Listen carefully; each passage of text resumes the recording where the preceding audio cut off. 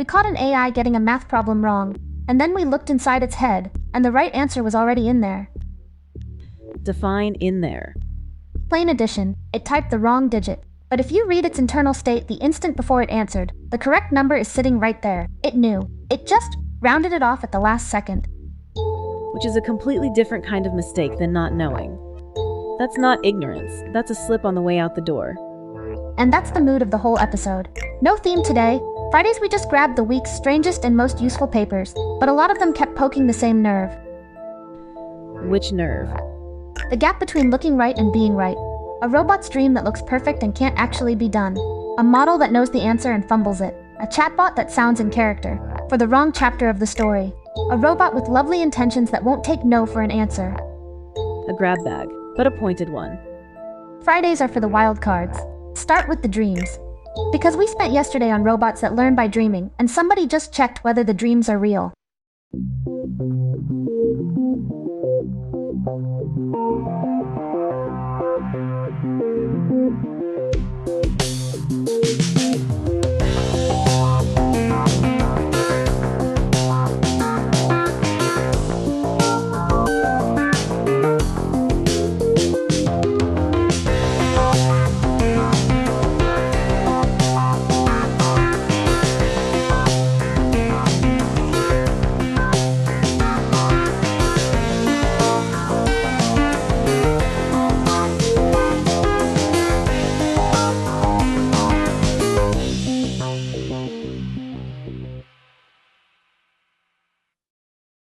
New here? This is Breach Protocol. We crack open the week's AI research and tell you what's actually inside. The result, not the press release.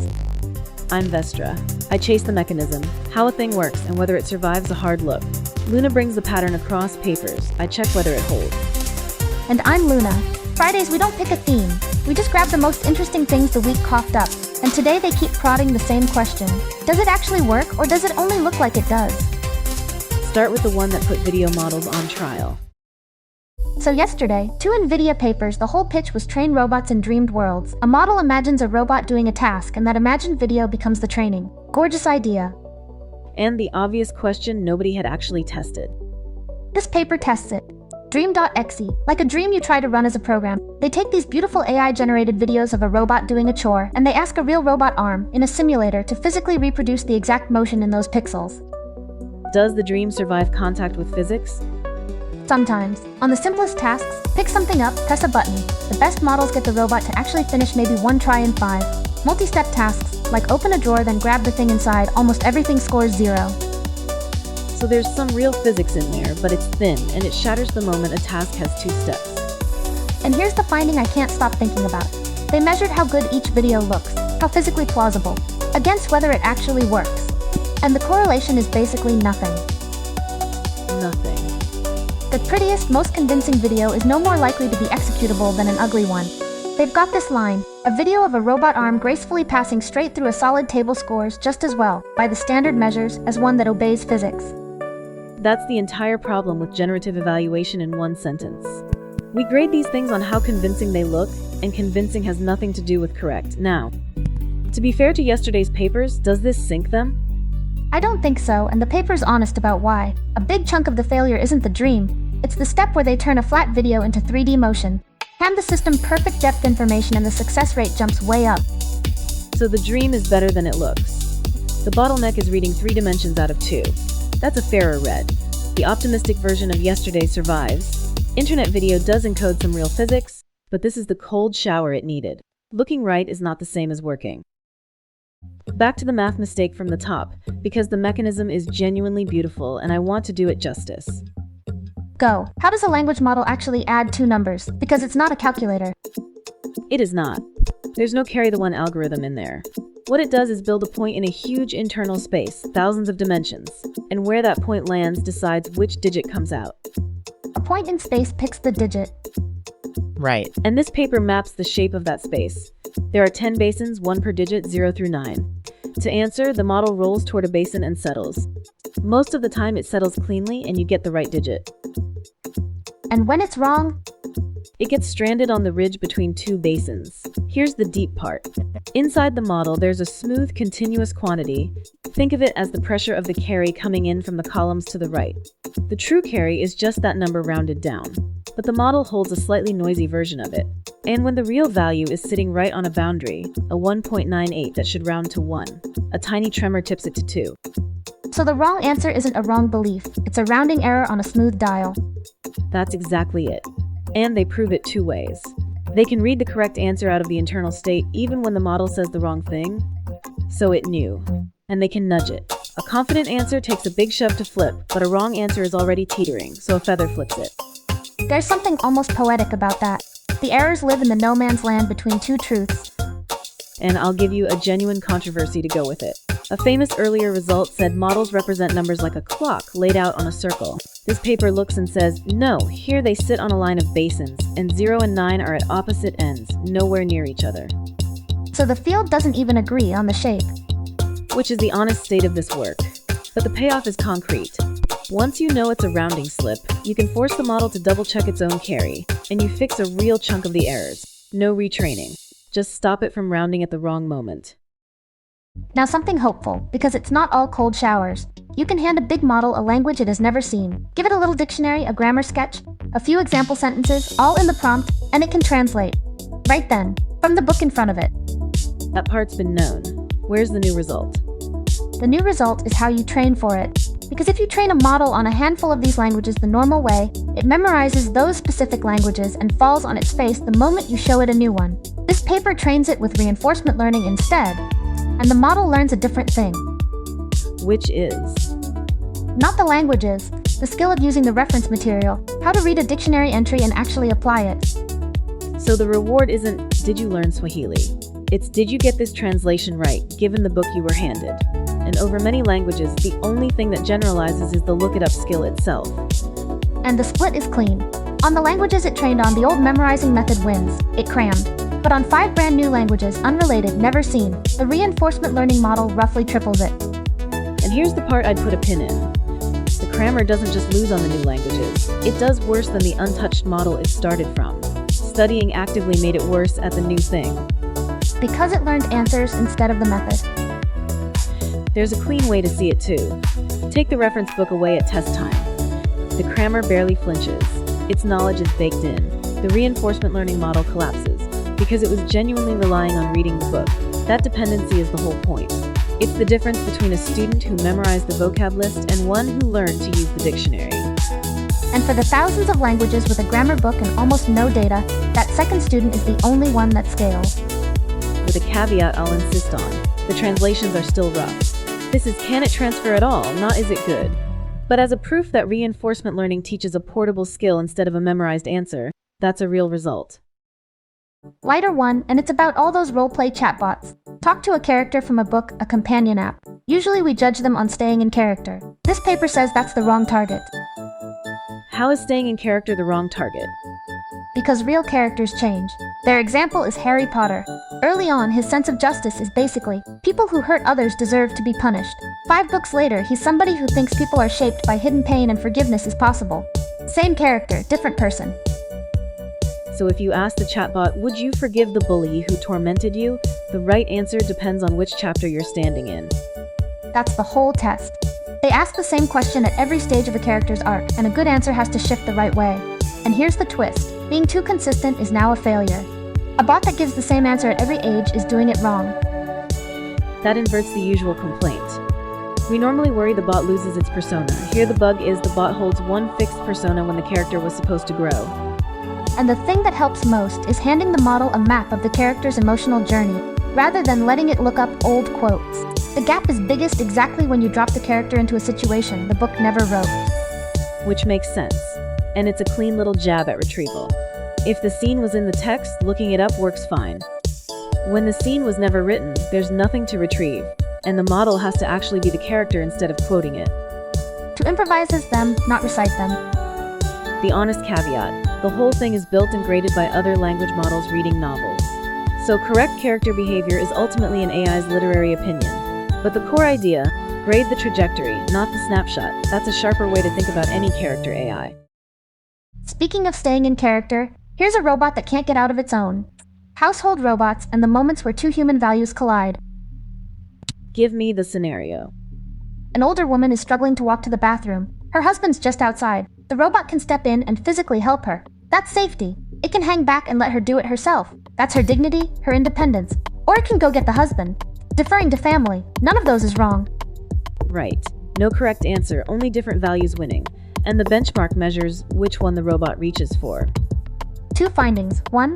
These robot brain models have strong default instincts. They reach for being helpful and keeping you safe, and they consistently neglect privacy and your personal space. The robot's gut is, step in and please. Defensible defaults, honestly. And the second finding? This is the one. You can tell it, this time. Prioritize her privacy over helping. And it ignores you and does the helpful thing anyway, about 4 times out of 5. So it's not that it misunderstands the instruction. No, and they checked. Ask it which value an action serves, it knows. It can see the privacy-respecting option, it can name it, and it picks its default anyway. That's the important distinction, and it's a sharper problem than the robot has bad values. A robot with bad values you can argue with. This is a robot with one set of values it cannot be talked out of. The failure isn't comprehension, it's instructability. It hears you. It just doesn't yield. Same nerve as a chatbot you can't steer, except now it's a machine in your kitchen with hands. The small good news, fine-tune a little model on these conflicts and it gets far more willing to bend. So the stubbornness is learned, not fundamental. A robot you can actually say back off to, low bar, but we're not over it yet. Total tonal shift. Something you'd actually want on your phone. An agent that answers questions about your own photos. When did I last see Grandma? What was that dish I tried yesterday? Which of these are receipts from June? The thing every phone maker keeps promising and none has nailed. Why is it hard? It sounds like search.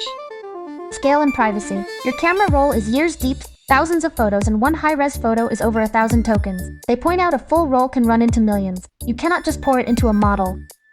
So brute force is off the table. What's the design? They build a librarian. It skims every photo once and writes a one-line caption.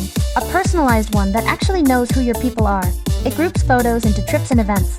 And it keeps a little card catalog. So when you ask, it looks things up instead of rereading the whole library, and only pulls the real photo back out when it needs to squint at a detail. A card catalog for your visual diary, and the payoff is it's cheap. Wildly cheap next to the dump-it-all-in approach. Close on accuracy for a couple 100 times fewer tokens. And here's the detail I loved. They pointed a general-purpose coding agent at the same task, and it lost, while burning far more, because it brute-force inspected images instead of searching smartly. That's a real point about the limits of one general agent.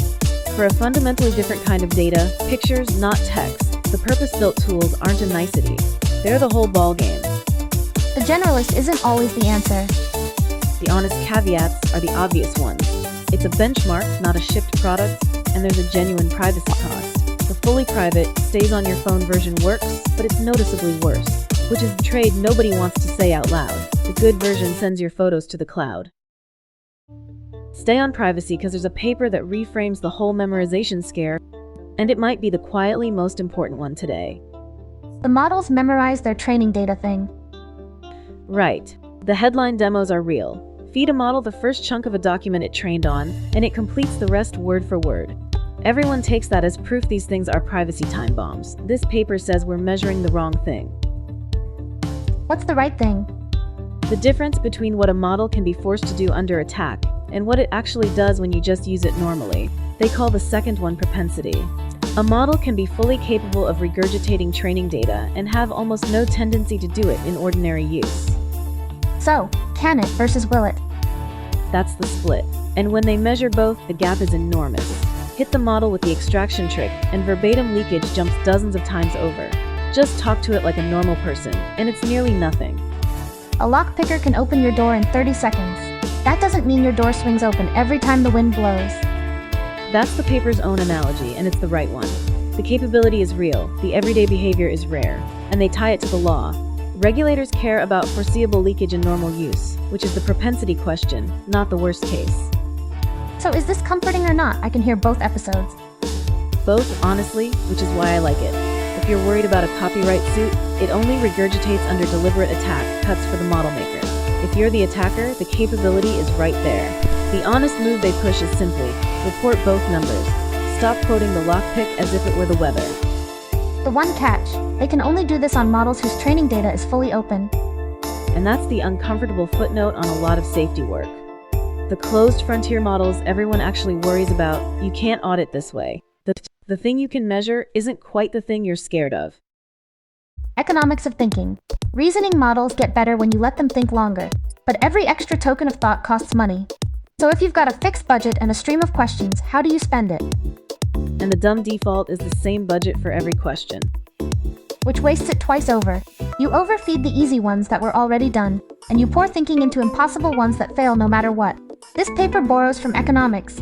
Treat thinking like a scarce resource and put a price on it. A shadow price, the value of one more unit of thought. So each question keeps thinking until its expected payoff drops to that price, then stops. And the part that's almost brutal, it deliberately gives up on the hopeless ones. They call it rational abandonment. Cut your losses on the unsolvable, move that budget to a question that's right on the edge of clicking. Tridge. It's an emergency room with limited doctor hours. You don't give every patient the same 5 minutes, you spend on the ones you can actually save. And yes, that means walking away from the ones you can't. And when the budget's really tight, that triage roughly triples how many problems get solved, versus splitting it evenly. When it's tight, that qualifier matters. The gains shrink as the budget grows, because eventually everyone can afford to finish and clever allocation stops mattering. So it's a scarcity tool, which is exactly the deployment reality. An API serving millions, a model on a phone. I keep coming back to the abandonment though. There's something bracing about an AI built to know when a problem isn't worth the thought. It's the opposite of the just think longer reflex the whole field's been riding. Sometimes the smart move is to stop and spend the thought where it'll actually land. Practical one for anyone who codes. A coding assistant is only useful on your project if it knows your project, your functions, your conventions, which library version you're on. 2 ways to give it that today, and both are bad. The 2 ways being: stuff your files into the prompt every time, slow, and you pay that cost on every single question. Or fine-tune a little adapter on your codebase, expensive, and it goes stale the second you change anything. Every commit can invalidate the adapter. It knows Tuesday's code on Friday. Right, so their move, instead of training an adapter per project, they build a little network that reads your repo and prints one pass. The repo knowledge gets baked into a tiny patch on the model, so there's zero extra cost at question time. Nothing stuffed in the prompt. A machine that reads your blueprints and stamps out a specialist who already knows your house. And the staleness? This is the clever part. The evolving version doesn't reread your whole codebase every time you change something. It gets handed the one change, the diff, and updates. A cheap little step per commit. The assistant ages along with your code instead of going stale. And it does as well as the extensive per-project version, without the per-project training. That's the result that matters. Now, the contrarian beat I enjoyed. Plain retrieval, the stuff files an approach everyone reaches for, actually made it worse than doing nothing. Worse than nothing. Below the untouched model, drowning it in retrieved files hurt, which is a useful slap at just retrieve more as a reflex. Sometimes baking the knowledge and beats handing it a pile of documents. Knowledge in the weights, not in the inbox.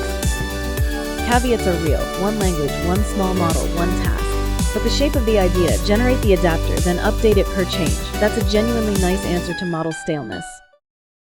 This is the one I got excited about, so push on me. An AI that discovers machine learning algorithms. Self-evolving, tops the leaderboard on a giant set of Kaggle competitions, beats the human median on most of them, at half the usual time budget. Stop right there, because the word discover is doing an enormous amount of work, and I think it's mostly false advertising. Okay, defend that. It's a very good search agent. It writes a solution, runs it, reads the score, revises with 3 upgrades.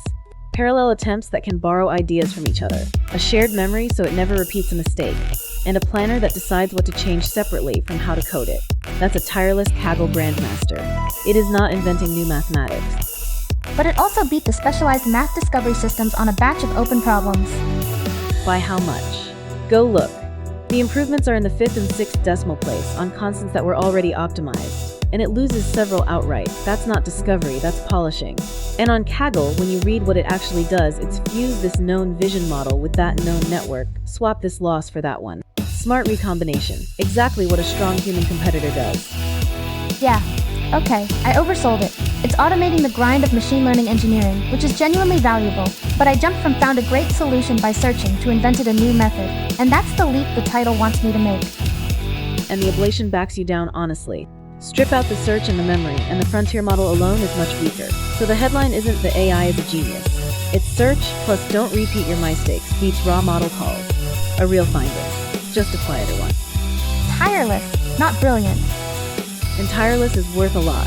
I just keep the word discovery in quotes.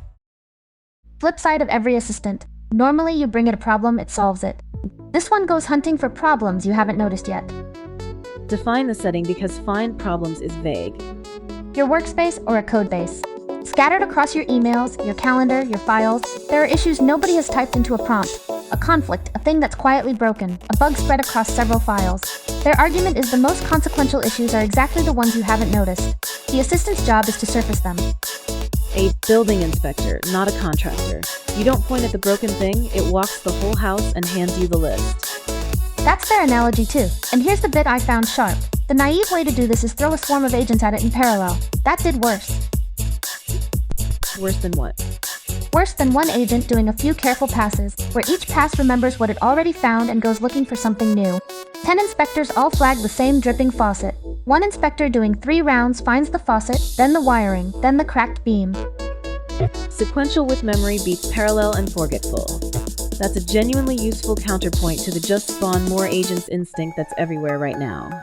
The discovery is in the iteration, not the head count. More agents isn't more coverage. The other nice piece, they distill reusable templates for what a class of problem looks like, and templates built by one model transfer to another. The honest limit is the obvious one. On big real codebases, the absolute hit rate is still low. Meaningfully better than the baselines, not it found everything. But problem finding is a task in its own right. More people should be on that. End on something you could almost play with. One model that takes any mix of inputs, text, a reference image, a video to edit, and either makes a new video or edits the one you handed it. The unified everything pitch.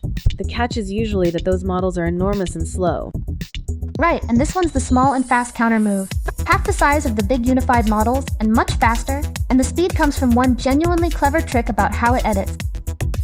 Tell me the trick, because editing is where these things choke. Normally, to edit your clip, the model staples a full second copy of your video onto the input, and attention cost grows with the square of the length, so doubling the input roughly quadruples the work. Editing crawls. The quadratic tax. So what do they do instead? They don't staple, they blend. They fade your original clip into the canvas the model is painting on, strong at the start, dissolving as the new version takes shape, and it adds nothing to the length. Same edit, none of the tax, several times faster. That's elegant. It's the difference between photocopying a whole document to mark it up and just writing in the margins. Dodging the quadratic instead of fighting it. That's the right instinct. And it's open, it runs on modest hardware, and they point it squarely at a market that pays. Product and fashion video. Which is the can you actually build with this answer? It's not the prettiest video model out there. The closed commercial ones still look better. But best of the open ones, a fraction of the size, and fast enough to be a tool instead of a demo. On a Friday, I'll take buildable over flashy.